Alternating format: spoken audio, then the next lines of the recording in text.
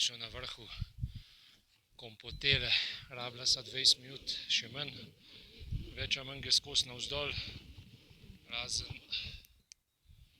na koncu, kjer se pač v zadnjih klančah je malo, zadnjih par minut je malo klančka, za razliko od Košutne, kjer praktično ni razgleda, je to vrhunski razglednik, so pa očitno danes tukaj krave, tako da ne vem, a bo šla mimo ali ne, nočva jih glih pregnati.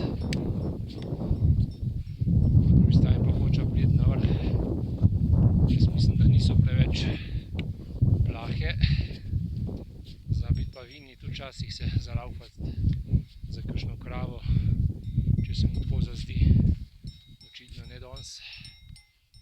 Evo, tole je vrh, vrhunski razgledi,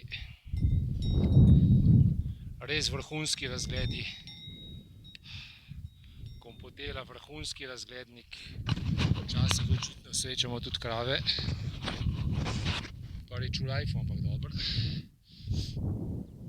Tudi to je nekaj, zdaj se pa počasi obrnila, ker nočva vznemiriti tele punce, čeprav so očitno zelo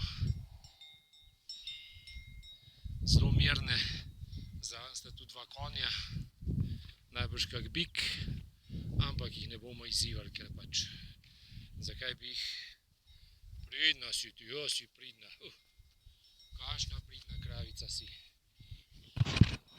Če bi Vinija grdo pogledali, bi jih lahko oblajil.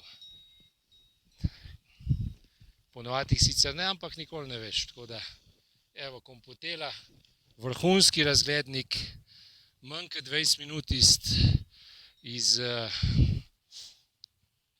iz Košutne, se pravi približno uro 50 iz planine Jezerca, parkirišča. Približno to bi bilo tudi, če bi šla iz druge strani, se pravi prekoči naravnost navzgor, pa namesto na vrh Korena pol na Compostelo. Vini, pet nazaj, sem pridi.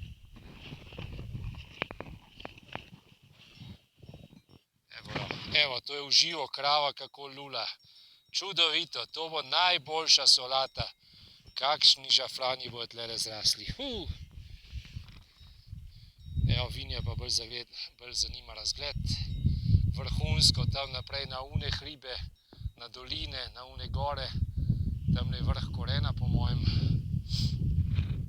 pa tako naprej, cel kup enih hribov, ker smo pač v hribih, Bleda se pa tukaj ne vidi, tudi Bohinja ne, pa tudi Celovca ne, pa njihovega jezera Vrbska, tako da vrhunski razglednik, splača se priti, pogledati krave, krave so pa itak the best, tele niso plašne, so ful korajžne, slabo bi bilo, če bi bile kakšne ovce, te se znajo razbežati, ali pa ne, kakor jim pride.